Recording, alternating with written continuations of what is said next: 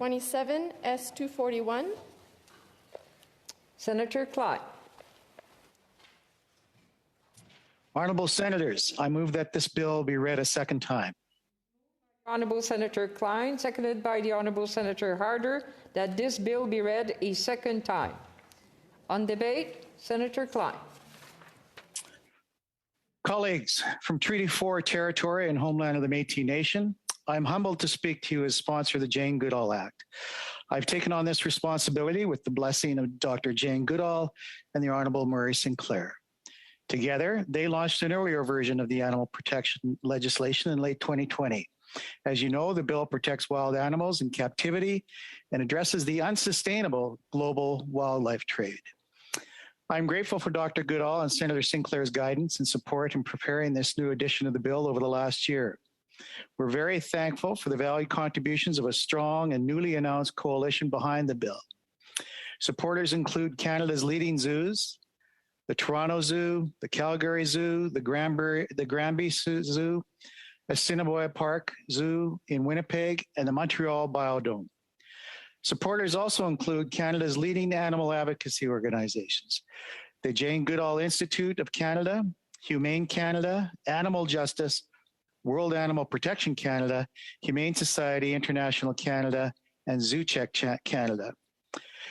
Perhaps this coalition's most exciting contributions are new legal protections for captive big cats, bears, wolves, hyenas, seals, sea lions, walruses, certain primates, and dangerous reptiles such as crocodiles, alligators, giant pythons, and venomous snakes.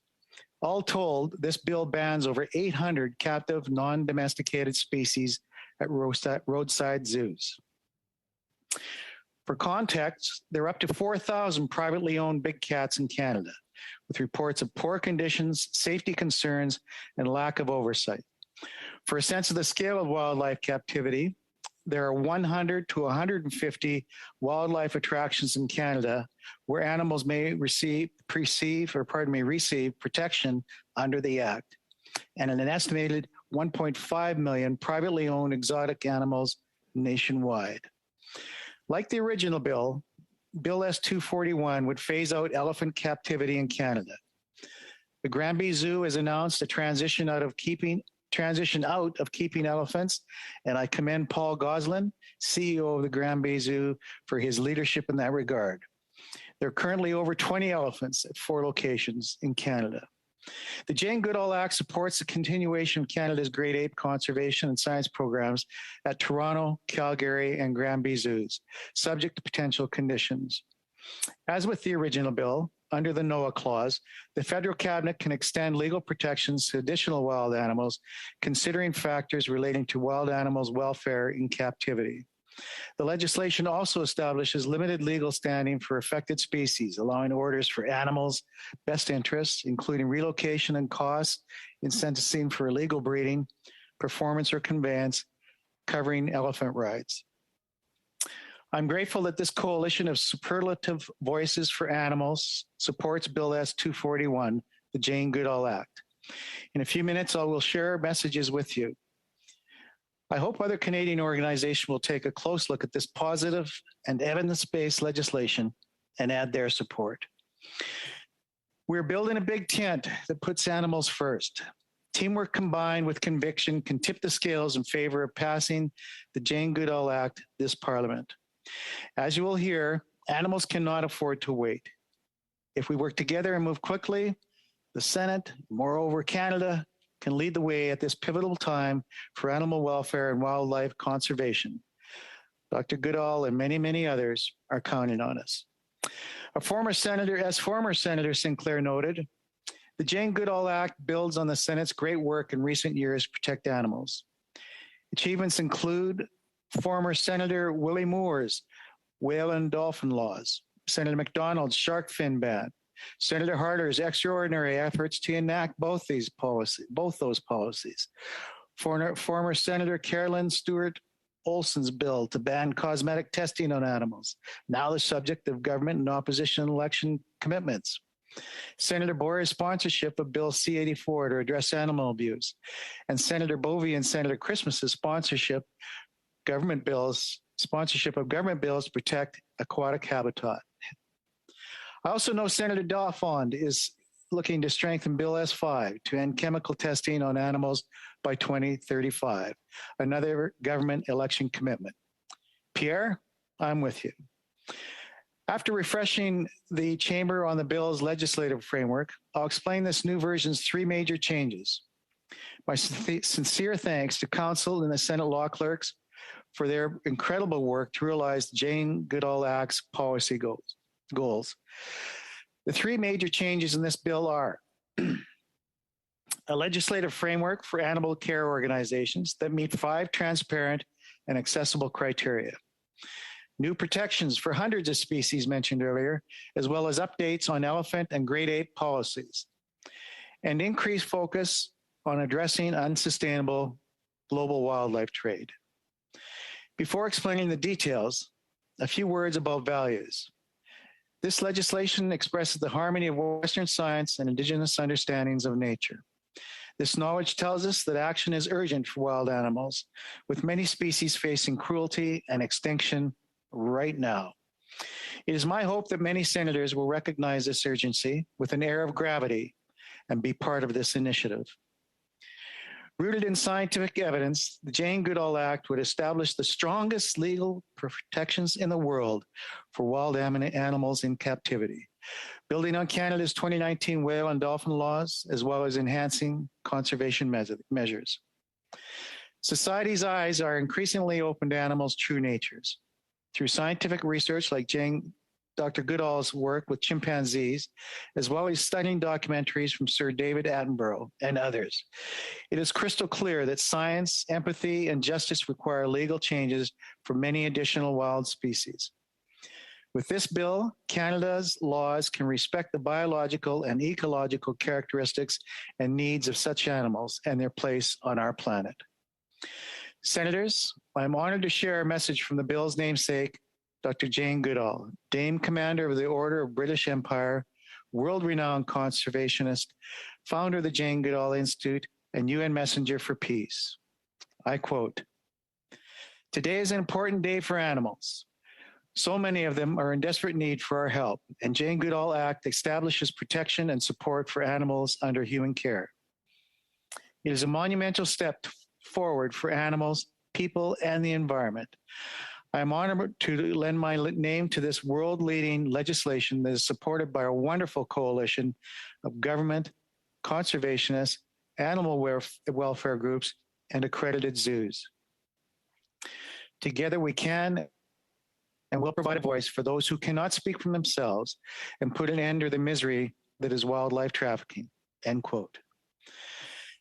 Together with science, the Jane Goodall Act is based in Indigenous values. This bill's preamble includes the phrase, "all my relations," an Indigenous understanding that all life forms of creation are interconnected and interdependent. The Truth and Reconciliation Commission called on Canadians to reconcile with the earth through a restoration of reciprocity and mutual respect. The report stated, I quote, "Mi'kmaq and other Indigenous laws stress that humans must journey through life in conversation and in negotiation with all creation."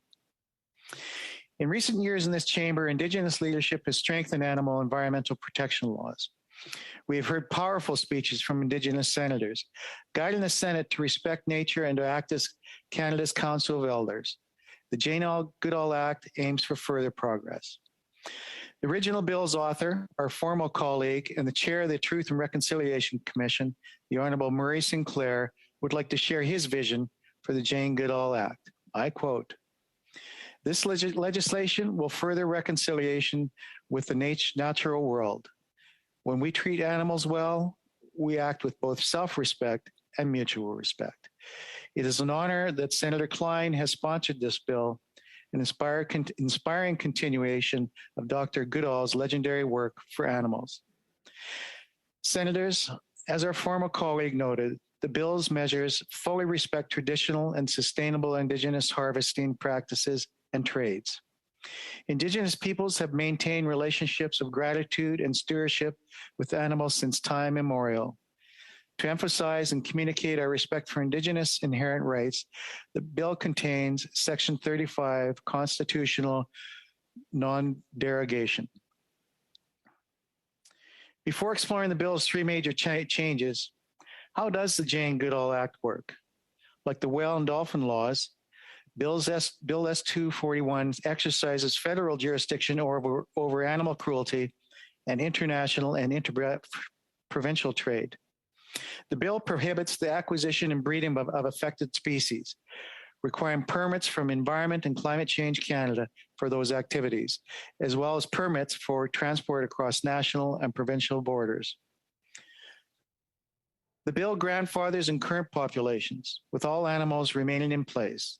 The federal or relevant provincial government may license new captivity, including for breeding or animals' best interests regarding individual welfare and conservation, or for non-harmful scientific research.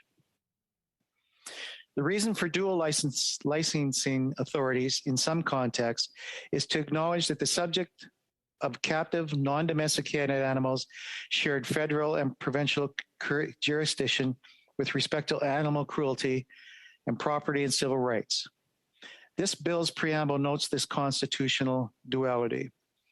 Canada has had this framework at least since 1892, when Parliament enacted animal cruelty sections of the Criminal Code. Today, Bill S-241 takes the same jurisdictional approach to licensing the whale and dolphin laws. In addition, the Jane Goodall Act bans the use of affected species and performances for entertainment, as well as elephant rides, unless licensed by a provincial government. This is relevant to sea lions and walruses at Marineland in Niagara Falls and to elephants at African Lion Safari near Hamilton. The federal government would not be able to grant licenses to discourage allowing these activities. Senators, before exploring the changes and updates, I'm thrilled to share words from the Jane Goodall Act's strong coalition of supporters, including Canada's leading zoos and animal advocacy organizations. The Toronto Zoo, the Calgary Zoo, the Granby Zoo, Assiniboine Park Zoo, and Montreal Biodome have announced their support for the Jane Goodall Act. They have also contributed expert advice on the new protections for big cats and other species and other elements of the bill. These 5 leading Canadian zoos are members of the Association of Zoos and Aquariums, or AZA, the accrediting body with the highest standards in their field in the Americas. These large zoos represent a very high count of Canada's annual zoo attendance. For example, before the pandemic and with numbers rebounding, the Calgary Zoo had over 100,000 members and close to 1.5 million annual visitors. The Granby Zoo had 42,000 members and 830,000 annual visitors. Pre-pandemic, the Toronto Zoo welcomed 1.3 million guests annually. Moving out of the pandemic, the Toronto Zoo has a record number of over 37,000 memberships, representing more than 100,000 individuals. Senators, from Dulce DeJong, CEO of the Toronto Zoo, I quote, "Our zoos have a long history of supporting wildlife conservation in Canada and around the globe. Our commitment to animal welfare, conservation, science, and education programs is vital to the survival of many species. The Toronto Zoo is proud to support the Jane Goodall Act as it represents a critical step forward in protecting wild animals." Dr. Clément Lantier is president and CEO of the Wilder Institute, Calgary Zoo, and president of the World Association of Zoos and Aquariums, WAZA. From Dr. Lantier, I quote, "Every day at Canada's leading zoos, our amazing teams of dedicated specialists work to ensure that animals we love receive exceptional care. The Jane Goodall Act will ensure the welfare of countless captive animals across Canada." Within our coalition, I'm pleased to report that 6 leading Canadian animal advocacy organizations also support the bill. These organizations have also contributed their expertise to the bill, such as protections for new species, the relocation of animals from unsuitable conditions to sanctuaries, and the global wildlife trade. The Jane Goodall Institute of Canada is Dr. Goodall's team in Canada. They use community-centered conservation to mobilize action on biodiversity, climate change, and environmental inequality in Canada and chimpanzee habitat in Africa. A huge thank you to the JGI team who have guided the realization of Dr. Goodall's vision for this bill. Barbara Cartwright is CEO of Humane Canada, the Federation of SPCAs and Humane Societies. She has played a key role in bringing forward the Jane Goodall Act. From Ms. Cartwright, I quote, "The Jane Goodall Act is significant evolution in animal welfare in Canada. Protecting animals in captivity and in the wild signals an unprecedented shift in Parliament toward integrated thinking about animals, people, and the environment," end quote. Camille Labchuk is a lawyer and executive director of Animal Justice, Canada's only national animal law advocacy organization. From Ms. Labchuk, I quote, "This Jane Goodall Act is a welcome step toward improving Canada's outdated animal protection laws. Animal Justice is especially pleased that the bill would offer animals limited legal standing in court, a groundbreaking move toward making sure our legal system prioritizes their well-being." Along with the Jane Goodall Institute of Canada, World Animal Protection Canada is a leader on issues relating to global wildlife trade and will be a key partner in developing regulatory recommendations and amendments on this subject. In the words of Melissa Matlow, campaign director, I quote, "This is a historic bill that would make Canada a global leader in protecting wildlife and animal welfare. The unsustainable trade in wild animals requires urgent action to prevent cruelty, extinction, and future pandemics." Humane Society International Canada, or HSI Canada, also has expertise on the gold wildlife trade, including elephant ivory and relocated animals to sanctuaries. Rebecca Eldworth, Executive Director, has this to say. HSI Canada has witnessed this suffering and deplorable condition in roadside zoos, having intervened to rescue hundreds of animals from such facilities. We fully support this landmark act to help prevent cruelty and neglect, reflecting Canadians' desire to protect captive wild animals. Zoo Check Canada is another voice, monitoring the situations and numbers of wild animals in captivity in Canada and advocating for their protection. Since 1988, this has been Zoo Check's tireless cause. Founder and biologist Rob Laidlaw provided our coalition with data informing this legislation's new protections, and Mr. Laidlaw is responsible for the inclusion of dozens of species. From Mr. Laidlaw, I quote, Zoo Check is extremely pleased to support the Jane Goodall Act. This thoughtful, proactive, and long overdue legislation will make Canada more humane for animals as well as safer for Canadians by reducing the number of dangerous animals held by unqualified people. Colleagues, for all these superlative Canadian voices for animals, this bill is a recognition and continuation of their excellent work. I am very grateful for the contributions and support. If the Senate adopts Bill S-241, I am optimistic that the Jane Goodall Act can receive strong support in the House of Commons. Addressing wildlife trafficking was a 2021 election commitment of the Liberal Party, the Conservative Party, and the NDP, setting the table for considerable consensus in the other place. Furthermore, the mandate letter of the Honourable Stephen Guilbeault, Minister of Environment and Climate Change, reflects the government's election commitments to introduce a bill to protect animals in captivity and to end the elephant ivory and rhino horn trades in Canada. I appreciate the Minister's kind words following Tuesday's introduction and look forward to any opportunities to collaborate with the government, the Senate government representative team, and indeed all parliamentarians. The House of Commons sponsor for the Jane Goodall Act, Member of Parliament Nathaniel Erskine Smith, agrees, and I quote, "The Jane Goodall Act strengthens Canada's animal protection laws and fulfills the government's mandate to protect animals in captivity.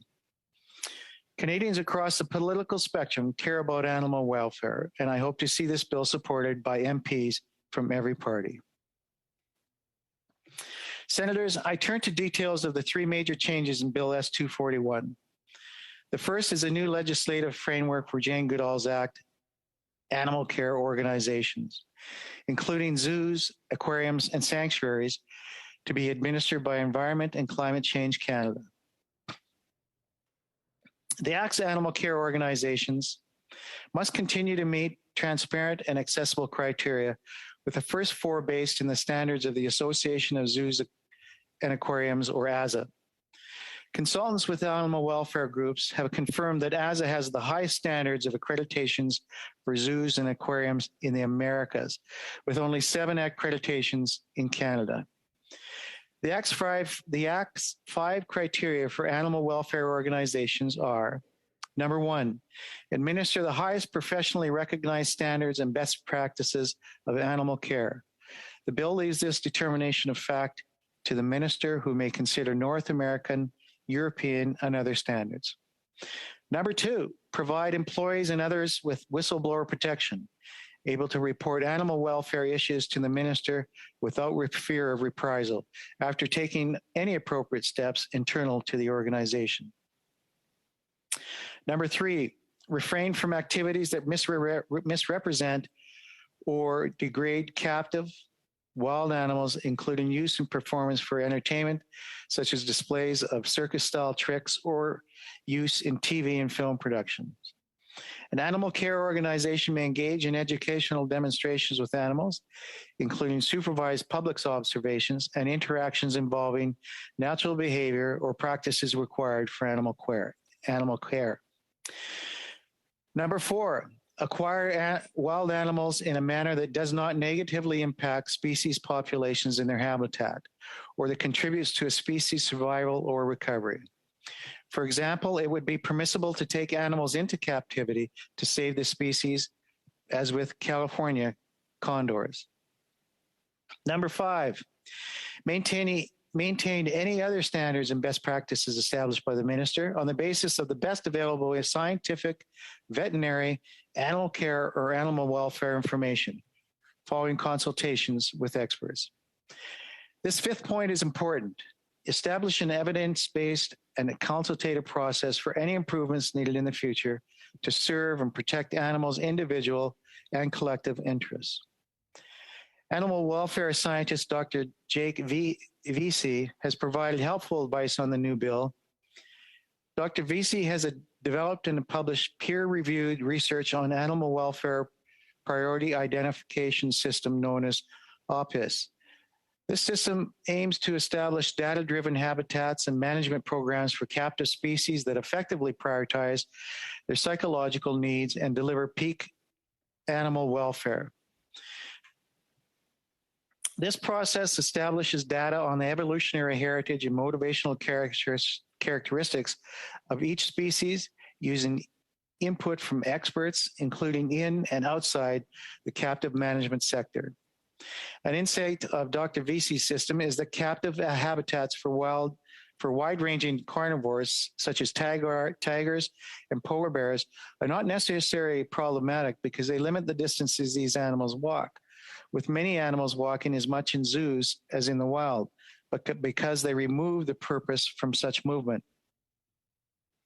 Dr. Vesey suggests that best practices should help rebuild connection between movement and meaningful outcomes, where captive animals are empowered to choose how and when they act to secure rewarding opportunities. Dr. Vesey hopes to apply this methodology in establishing a polar bear refuge in Canada to care for polar bears who have come into conflict with humans, and to study how we can help them adapt to a warming Arctic. Once designated, Jane Goodall Act animal care organizations may continue their animal care, conservation, science, and public education programs for most species protected under the Act, subject to potential conditions. Canada's 7 ASAs and aquariums will be the first to obtain this status through designations in the bill. In addition to the 5 zoos I have mentioned, these organizations include the Vancouver Aquarium and Ripley's Aquarium of Canada in Toronto. These designations gives weight to ASA accreditation, consultations with animal welfare groups on different accreditations, and Dr. Goodall's regard for this credential. The bill's framework presents the possibility of gaining this status for some members of Canada's accredited zoos and aquariums, or CAZA, as well as any other organizations, including sanctuaries. This would very likely require some zoos or sanctuaries to approve or evolve, and Parliament can consider any developments prior to passage. Many wildlife attractions in Canada may not receive the Act status, at least in the near term, as this bill's priority is animal protection at the highest standards. Such organizations or individuals would still be able to apply for licenses for new captivity of individual species and can continue to acquire species not named in the initial designations.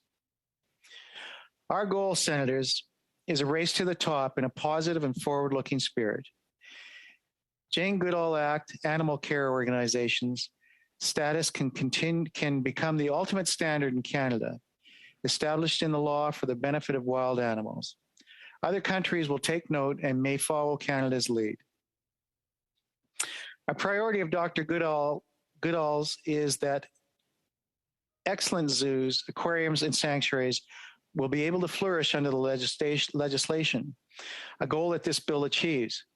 The world is not getting any better for animals, and these organizations play critically important roles in saving animals from unsuitable conditions and extinction. In 2019, the Toronto Zoo assisted in relocating animals seized from a roadside zoo in Quebec. This past summer, the Toronto Zoo was prepared to provide a temporary home for some lions and tigers in private ownership in Maynooth, Ontario, following provincial animal welfare charges against the owners.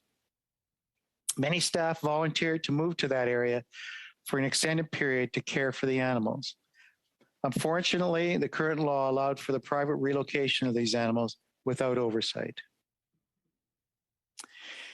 An exciting development at the Toronto Zoo is their master plan to create a dedicated saving species sanctuary over the next several years, a sanctuary that could accept animals in need from all over Canada.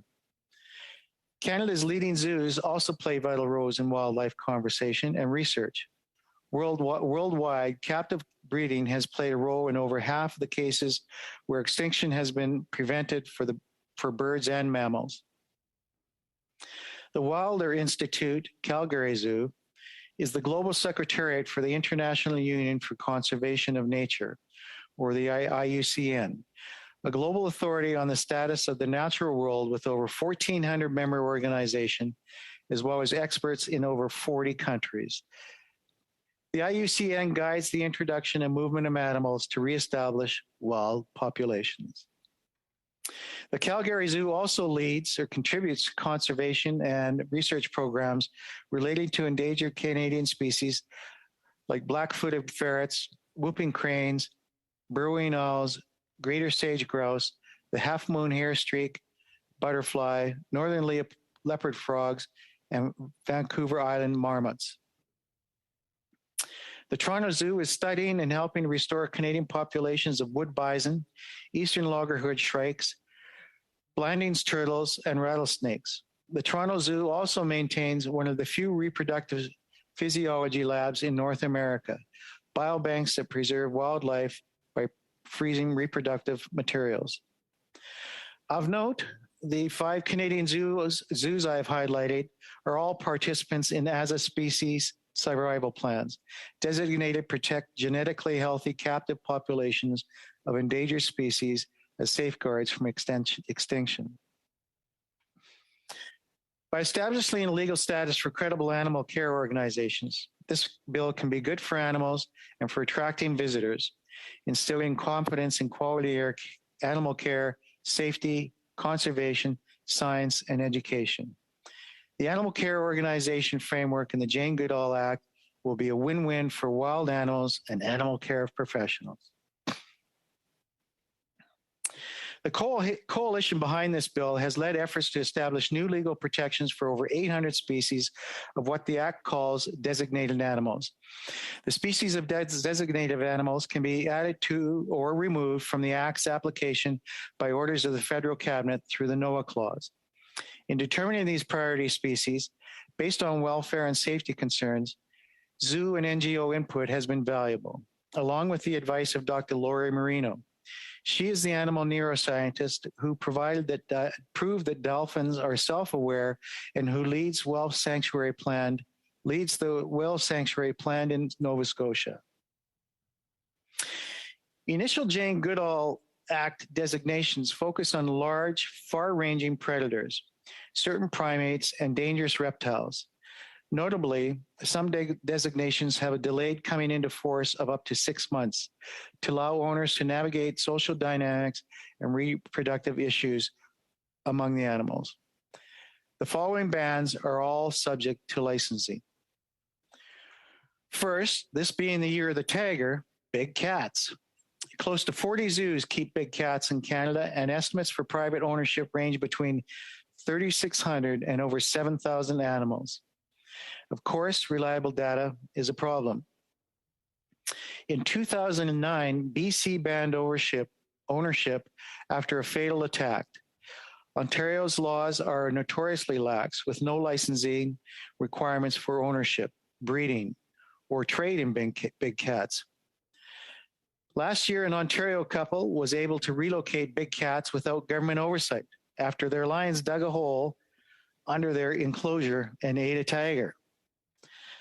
The bill bans all 7 big cat species, including lions and tigers, as well as multiple species of medium-sized cats, such as lynx and bobcats. Next, bears. Over 25 zoos keep bears in Canada, and this bill bans all species kept in Canada, including grizzlies and polar bears.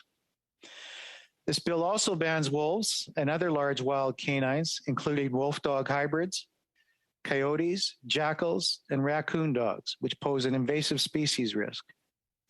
Over 30 Canadian zoos keep wolves, a highly intelligent, social, and extremely wide-ranging species.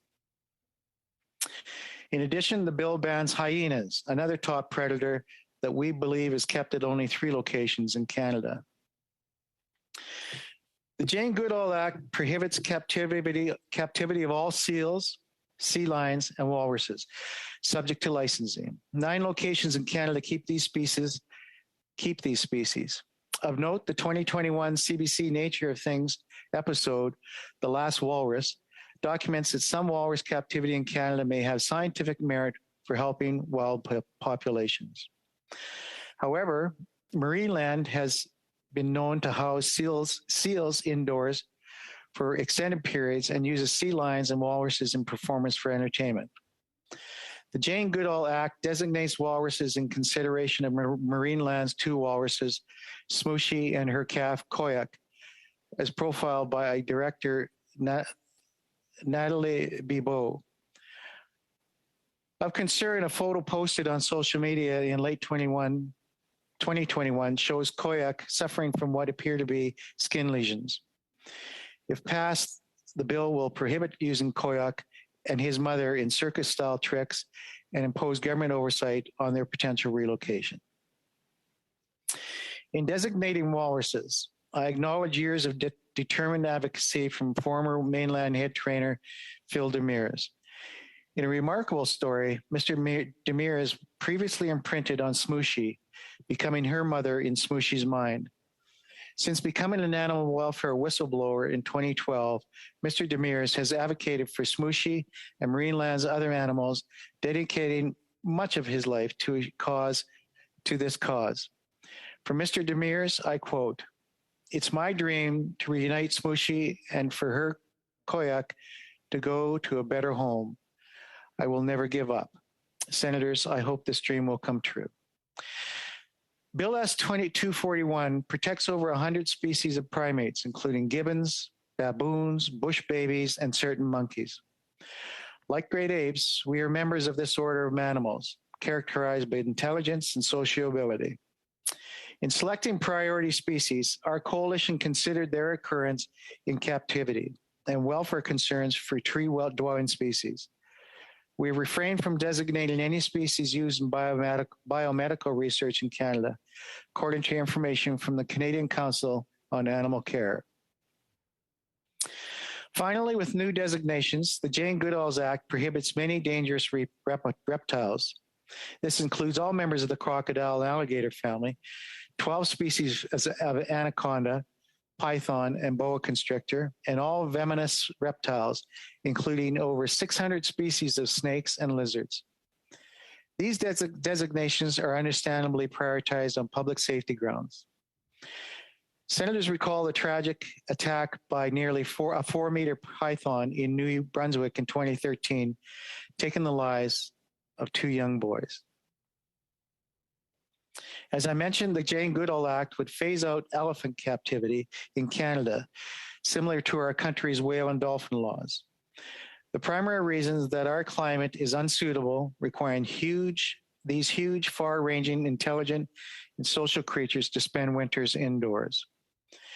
As well, African lion safari's 16 elephants have been used for performance, for entertainment purposes, and for rides resulting in an attack in 2019. CASA banned elephant rides last year. Also last year, CBC reported that a Texas zoo canceled a $2 million deal to buy 2 elephants from African lion safari, a deal that would have separated mother-daughter elephants who normally stay together for life. I commend the Granby Zoo's CEO, Paul Goslin, for his leadership to transition from elephant captivity. For details on elephant policies, please see former Senator Sinclair's speech of November 19, 2020. As to great apes, the focus of much of Dr. Goodall's life work, this bill supports the continuation of Toronto, Calgary, and Granby Zoo's gorilla and orangutan conservation and science programs subject to potential conditions. Interrelated ASA programs are keeping genetically healthy populations of these endangered species safe, with viable captive breeding and supporting conservation in the field through funding and training. Since 2011, the Toronto Zoo has participated in 60 gorilla and orangutan studies with universities, including York University, the University of Toronto, and Laurentian University.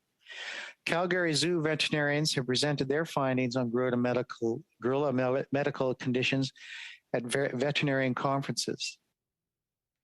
The continuation of captive ape conservation and science programs at high welfare standards is important to Dr. Goodall, as her team continues to work with local communities to save apes in the wild. I'm inspired by the thought that Toronto Zoo's new orangutan habitat is anticipated to open this summer. I commend CEO Dolph DeJong for his leadership. The third major change is Bill 241's increased focus on the unsustainable global trade in wildlife through a call for regulatory action in the preamble. This is a priority for Dr. Goodall. Subjects of concern include elephant ivory, rhinoceros horn, invasive species, the spread of a fungus wiping out frogs, and of poaching for bear gallbladders in Canada. Recent reports by the United Nations Environment Program and the Intergovernmental Science Platform on Biodiversity and Ecosystem Services recognize the wildlife trade as a top driver of pandemic risk and biodiversity loss. This is a global problem, and Canada has an important role to play. Canadian demand for wild animals and related products fuels the unsustainable trade globally. Research conducted by World Animal Protection Canada found more than 1.8 million wild animals were imported into Canada between 2014 and 2019 for a variety of purposes, including for pets and luxury products. Most of these animals were not subject to any permits or pathogen screening.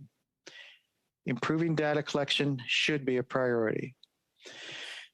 There is good news. An accomplishment to celebrate was Canada's leadership role in building global consensus to see this month's first ever animal welfare resolution pass at the United Nations. Congratulations to Minister Goodall and his team on that milestone. My office will work with the Jane Goodall Institute of Canada, World Animal Protection of Canada, and other partners to develop regulatory recommendations and amendments relating to the global wildlife trade and illegal trafficking. Notably, the Toronto Zoo has done award-winning work with Crime Stoppers to raise awareness of the illegal wildlife trade in Canada, focusing on the harvest and trade of turtles and the poaching of black bears, particularly for their gallbladders.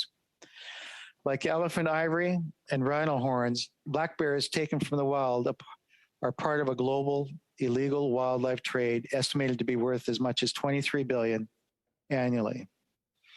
I welcome any opportunities to collaborate with Environment Climate Change Canada and congratulate them on completing the public consultations around elephant ivory last year, hopefully towards regulations.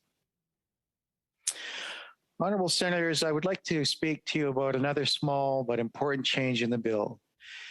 The Jane Goodall's Act preamble now makes an observation relating to Canada's last captive orca, Kiska, known as the world's lone orca.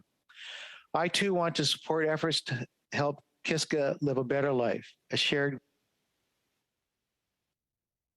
of former Senators Moore and Bear. Kiska was captured in Iceland in 1979 before being purchased by Marineland. Her 5 calves have died and she has lived alone since 2011. This year, there have been reports of multiple whale deaths at Marineland, as well as a broken water system subject to provincial welfare orders. In her concrete tank, Kiska swims in repetitive counterclockwise circles and exhibits atypical behavior, like floating motionless or thrashing her head at the poolside. Senators, this is not right. Kiska should not have to die alone, and if she can safely be moved, options need to be considered. For this reason, the Jane Goodall Act's preamble observes that the Ontario government has jurisdiction to grant civil standing to Kiska. This would allow for a court order in her best interest by her own right, such as relocation to the whale sanctuary planned at Port Hilford, Nova Scotia. Great apes in situations of concern have received similar rights in Argentina. I do hope the Ontario government finds its way to help Kiska. I also hope Marineland will consider working with the whale sanctuary's scientist-led team to evaluate Kiska's options. Indigenous values recognize our connection to other beings, and we must not turn a blind eye or abandon Kiska to a sad life. We also must remember the approximately 40 belugas and 5 bottlenose dolphins at Marineland, who deserve our concern as well. In the great nation of Canada, we must speak and act for the voiceless. That is what the Jane Goodall Act is all about.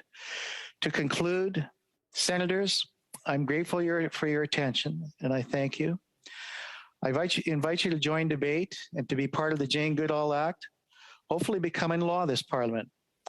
With that, I close with a passage from the Honourable Murray Sinclair's speech on the bill. I quote, "Senators, we live in a time of great challenge with natural world in peril.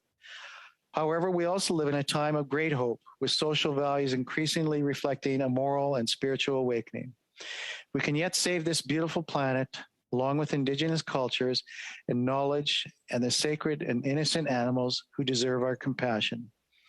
In moving this bill forward, Jane Goodall and I believe that the most powerful advocates eventually will be youth, including her Roots and Shoots organization. Disrespect for animals is taught behavior, and we may find that children have a lesson to teach us.